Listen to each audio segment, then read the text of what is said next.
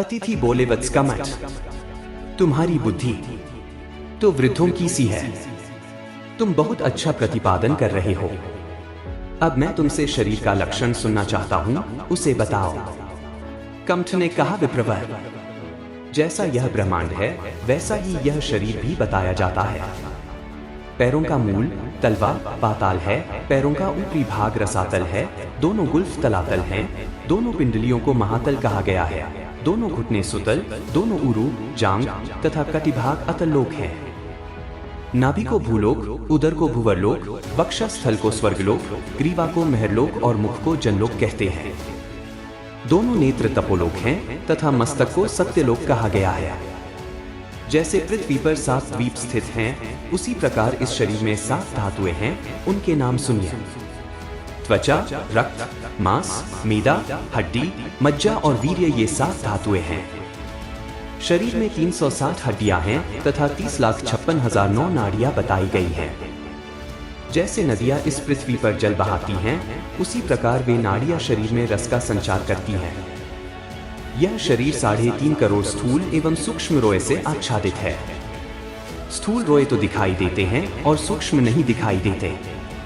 शरीर में 6 अंग प्रधान बताए जाते हैं, 2 बाह, 2 जाचिंग, मस्तक और उदर। देह के भीतर 3.5 व्याम पुरुष की 3 आते हैं।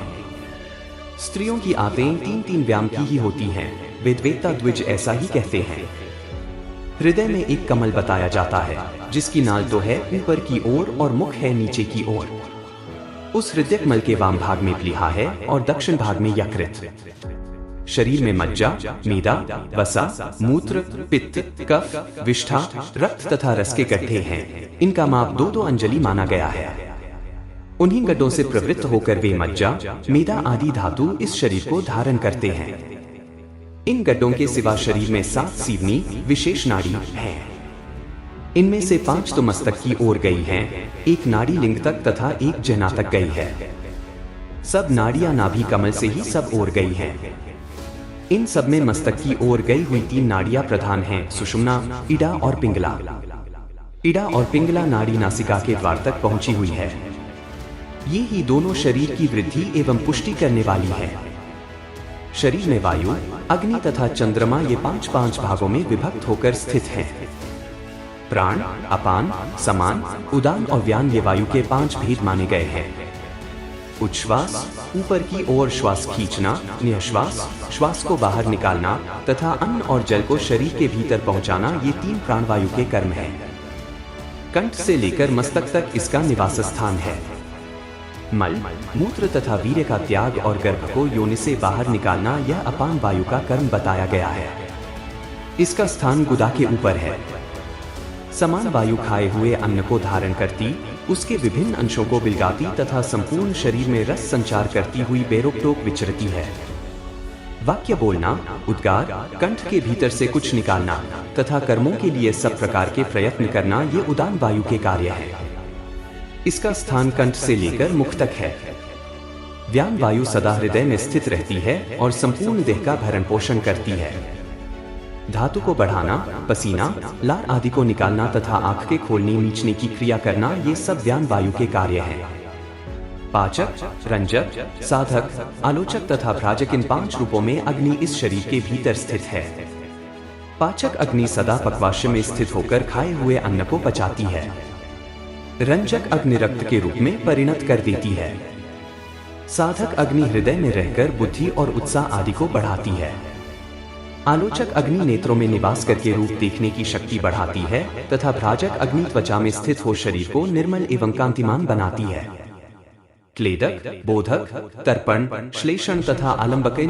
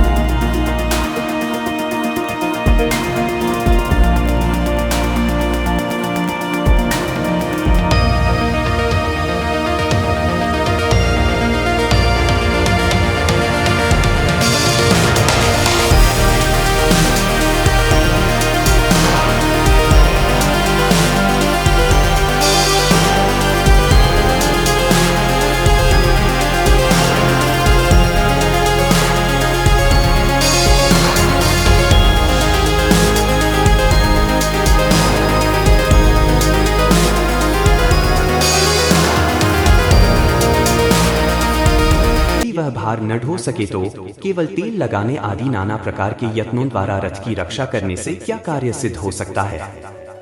इसी प्रकार उत्तम उत्तम भोजनों से पुष्ट किए हुए इस शरीर के द्वारा पुण्य संपादन के सिवा और क्या लाभ है।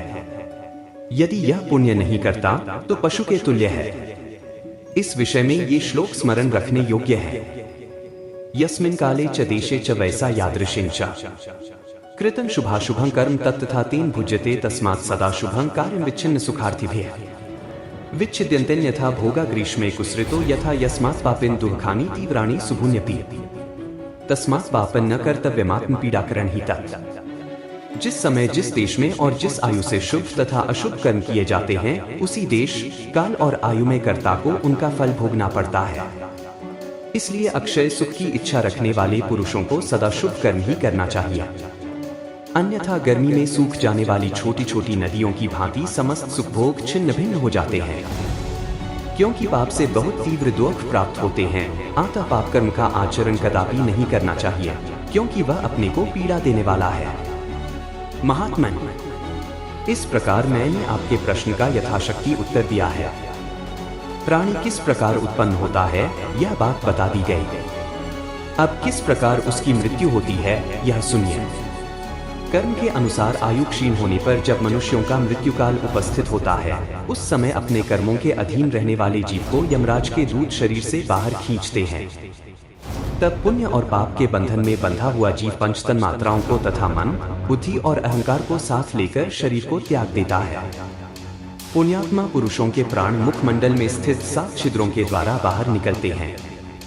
पापियों के प्राण गुदा मार्ग से बाहर होते हैं और योगी पुरुषों के प्राण ब्रह्मरंध्र फोड़कर ऊर्ध्वलोक में गमन करते हैं। मृत्यु होने पर जीव उसी क्षण में आतिवाहिक शरीर धारण करता है। वह अंगूठे की पोर के बराबर होता है। उस शरीर का निर्माण अपने ही प्राणों से किया जाता है। उस आतिवाहिक शरीर में जब जीव स्थित हो जाता है तब यमराज के दूत उस देह को बांधकर बलपूर्वक यमलोक के मार्ग से ले जाते हैं। वह मार्ग तपे हुए भाड़ के समान, गर्म किए हुए लोहे के गोले के सदृश, तपी हुई बालू वाले स्थान की भांति तथा जलते हुए ताम्रपत्र के समान होता है। पृथ्वी से 86,000 योजन दूर यमराज की पुरी है, जहाँ यमदूत पापी जीव को घसीटकर ले जाते हैं। मार्ग में कहीं अत्यंत सर्दी पड़ती है, कहीं अत्यंत दुर्गम स्थान लांघना पड़ता है, कहीं भारी अंधकार छाया रहता है तथा कहीं अग्नि के समान मुख वाले का कंक, जम्बुक, मक्खी, डांस, मच्छर तथा सांप और बिच्छू आदि जीव काट खाते हैं। उनके काटने पर जीव चीखता और चिल्लाता है परंतु मरता नहीं है। कहीं कहीं भयंकर राक्षस उसे खाते, घसीटते और इधर उधर फेंकते हैं। कहीं तपी हुई बालू वाले अत्यंत भयंकर मार्ग से जलता हुआ पापी जीव ले जाया जाता है। यमपुरी के उस अत्यंत दुस्तर मार्ग को वह केवल 10 मुहूर्त 4 घंटे में पार करता है, परंतु उतना ही समय वह 1 वर्ष के बराबर बड़ा भारी समझता है। उस मार्ग में पापी जीव को पीप और रक्त की धारा बहाने वाली भयंकर वैतरणी नदी पार करनी पड़ती है, जिसमें बाल ही शैवाल का काम देते हैं। यमलोक में पहुंचने पर यमदूत पापी मनुष्य को ले जाकर यमराज के सामने खड़ा कर देते हैं। पापात्मा जीव काल और अंतक आदि से घिरे हुए यमराज को बड़े भयंकर रूप में देखता है तथा पुण्यात्मा पुरुष यमराज का परम शांत सौम्य रूप में दर्शन पाता है। मनुष्य ही यमलोक में जाते हैं, दूसरे प्राणी नहीं। अन्य प्राणियों की मृत्यु होने पर शीघ्र ही किसी न किसी योनि में उनका जन्म हो जाता है। इस प्रकार उनकी योनि पूर्ति मात्र की जाती है। केवल मनुष्य ही प्रेत होते सुने जाते हैं, अन्य प्राणी नहीं। धर्मात्मा पुरुष यमलोक में जाने पर वहां पूजित होता है और पापी जीव बंधन में डाला जाता है। विप्रवर, धर्मात्मा पुरुष जिस प्रकार परलोक में जाते हैं उस मार्ग का वर्णन करता हूँ। जो इस लोक में बगीचा और वृक्ष का दान करते हैं वे फल और फूल वाले वृक्षों की छाया से होकर सुखपूर्वक यात्रा करते हैं। इसी प्रकार जो छत्र दान करने वाले मनुष्य हैं वे भी छाया में ही सुख से जाते हैं। उपान, जूता आदि दान करने वाले सवारी से यात्रा करते हैं। कुआं और पोखरा खुदाने वाले प्यास की पीड़ा से रहित होकर जाते हैं। सवारी, शैया और आसन देने वाले लोग विमानों पर बैठकर जाते हैं। जो लोग भोजन दान करने वाले हैं वे लोग भक्ष्य भोज्य से भली भांति तृप्त होकर यात्रा करते हैं। दीप दान करने वाले उजाले में जाते हैं। गोदान करने वाले वैतरणी नदी को सुख से पार करते हैं। जो जन्म से ही लेकर जीवन भर भगवान सूर्य, भगवान शिव अथवा भगवान विष्णु की पूजा करते हैं, वे यमदूतों से पूजित होकर भगवान के धाम में जाते हैं। भूमि, गौ, सोना, लोहा, तेल, सप्त धान्य दान करके मनुष्य सुखपूर्वक परलोक की यात्रा करते हैं। चित्रगुप्त यमलोक में गए हुए पापी और पुण्यात्मा पुरुषों की सूचना यमराज को देते हैं। फिर वह 1 वर्ष तक प्रेतलोक में निवास करता है। उसी वर्ष में उसे भोग देह की प्राप्ति होती है। भाई बंधु जो जलयुक्त कुंभदान और अन्न आदि दान करते हैं, उसे ही वह प्रतिदिन खाकर पुष्ट होता है। उसने पहले भी जो अन्न आदि का दान कर रखा है, वह भी यमलोक में उसके पास स्वयं उपस्थित हो जाता है। जिसने स्वयं कुछ दान नहीं किया तथा जिसके लिए दूसरा कोई अन्नदाता और जलदाता नहीं है, वह यमलोक में भूख और प्यास से पीड़ित होता है। भाई बंधुओं द्वारा किया हुआ जलदान उसके पास नदी होकर पहुंचता है। जिसके लिए यहाँ षोडश श्राद्ध पूर्वक प्रतिमास मासिक श्राद्ध नहीं किया जाता, वह प्रत्योनि से मुक्त नहीं होता है। प्रेतलोक में मनुष्य के दिन के बराबर ही दिन होता है। इसलिए प्रेत को प्रतिदिन 1 वर्ष तक अन्न देना चाहिए। यमलोक में सर्दी, आंधी और धूप के कष्ट से युक्त पापात्मा पुरुष की रक्षा श्मशानिक नाम वाले भयंकर यमदूत करते हैं। जैसे इस लोक में भी कठोर पुरुष बंधन में पड़े हुए किसी कैदी की रक्षा करते हैं। जिसके लिए षोडश श्राद्ध पूर्वक प्रेतपिंड नहीं दिए जाते, उसका कई युगों के बाद भी प्रत्योनि से उद्धार नहीं होता। प्रेतपिंड देने के पश्चात जब भाई बंधु 1 वर्ष पूरा होने पर सपिंडीकरण श्राद्ध का अनुष्ठान भली भांति कर देते हैं, तब जीव का भोग शरीर पूर्णता को प्राप्त हो जाता है। पापात्मा जीव भयंकर शरीर प्राप्त करता है और धार्मिक पुरुष को परम उत्तम दिव्य रूप की प्राप्ति होती है। तदंतर जीव अपने कर्म के अनुसार स्वर्ग या नरक में जाता है। रौरव आदि नरक पाताल तल में स्थित हैं। देवता आदि पुण्यात्मा स्वर्ग लोक के ऊपर सत्यलोक तक निवास करते हैं। इतिहास, पुराण, वेद तथा स्मृतियों में जो पुण्य कर्म विहित है, उससे स्वर्ग की प्राप्ति होती है। उसके विपरीत पाप करने से नरक होता है। स्वर्ग हो या नरक, वहां भी मनुष्य अपने कर्मों के अनुरूप नियत समय तक ही निवास करता है। वर्ष के पहले ही जिसका सपिंडीकरण श्राद्ध कर दिया जाता है, उसका भी प्रेतत्व 1 वर्ष तक अवश्य रहता है।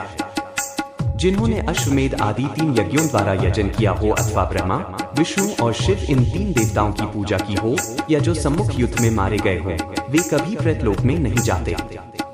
केवल पुण्य से एकमात्र स्वर्ग की प्राप्ति होती है और केवल पाप से एकमात्र अंधकारपूर्ण नरक में जाना पड़ता है। पाप और पुण्य दोनों के अनुष्ठान से मानव स्वर्ग और नरक दोनों में जाता है और उसी के अनुसार उसको शरीर भी प्राप्त हो जाता है। विप्रवर, जन्म, मृत्यु और परलोकवास आपके इन 3 प्रश्नों को लेकर, जैसी कि मेरे पिता ने मुझे शिक्षा दी है, आपसे निवेदन किया। अब और आप क्या सुनना चाहते हैं, उसे भी कहूंगा। पाप कर्मों के फल, जयादित्य की स्तुति और महिमा।